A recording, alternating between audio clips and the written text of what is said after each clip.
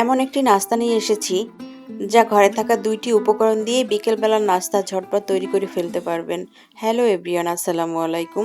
আজকে আমি আটা আর ৩টি আলু দিয়ে এমন একটি নাস্তা তৈরি করব যেটা আপনারা ঝটপট তৈরি করে নিতে পারবেন অনায়াসেই। এখানে আমি ৩টি আলু নিয়েছি আর আলু ৩টির মাঝখান দিয়ে একটু চিড়ে চিড়ে এটি সেদ্ধ করতে দিলাম। এখন আমি আটা নিব।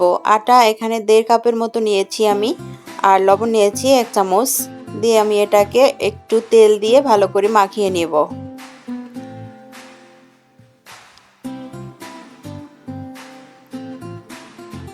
আটাটা মিক্সড করার পরে এখানে আমি হালকা কুসুম গরম পানি দিয়ে এটা ডোটা করে নিব।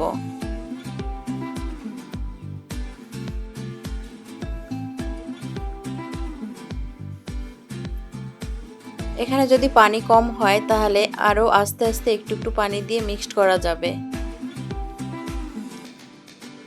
আমি এটাকে রেস্টে রেখে দিব কতক্ষণের জন্য। ততক্ষণে আমি আমার এই আলুর পুরটা তৈরি করতে যা যা দরকার সেগুলো আমি কেটে নেব। ২টা পেঁয়াজ নিয়েছি, পেঁয়াজ ২টা কুচি করে নেব। আর ৩টা কাঁচামরিচ নিয়েছি, কাঁচামরিচগুলোকে কেটে নেব।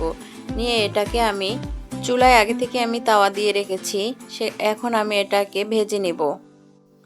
আমি এটা ভেজে নেব সরিষার তেল দিয়ে। এখানে আমি হালকা হলুদ দিয়েছি, জিরার গুঁড়া দিয়েছি একটু, গোলমরিচের গুঁড়া দিয়েছি একটু। এখন আমি ভালোভাবে এটাকে ভেজে নিব।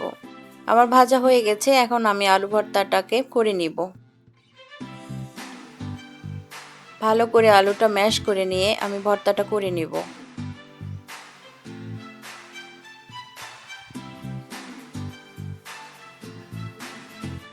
এখন আমার আগে থেকে তৈরি করা আটার ডোটাকে আমি একটু মুথে নিয়ে তারপরে এটাকে আলাদা করে ভাগ করে নেব। আমি ৬টা ভাগ করে নিলাম। এখন এক একটা করে রুটি বেলে নিব। আমি রুটিগুলো আগে বেলে নিয়ে তারপরে এখন আমি নাস্তাটি করে নিব। এখানে আমি রুটির মধ্যে আমার আগে থেকে তৈরি করা আলুর পুরটাকে আমি দিয়ে এটাকে ভালোভাবে সেট করে আমি এখন কেটে নিব। আমার দেখানো প্রসেস অনুযায়ী আপনারা কেটে নেবেন। এবার একটা স্টিক দিয়ে আমি এভাবে ডিজাইনটা করে নিব। এদিক থেকে এদিকে ঘুরিয়ে দিলেই ডিজাইনটা হয়ে যাবে। আপনারা চাইলে বাসায় একবার ট্রাই করে দেখতে পারেন।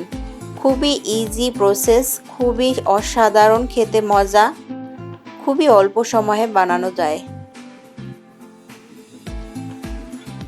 আপনারা আমার ভিডিওটি কে কোথা থেকে দেখছেন অবশ্যই কমেন্টে জানাবেন। আর আমার ভিডিও যদি ভালো লেগে থাকে তাহলে আমার চ্যানেলটি সাবস্ক্রাইব করে দিবেন। এখন এক একটা করে আমি এভাবে বানিয়ে নেব।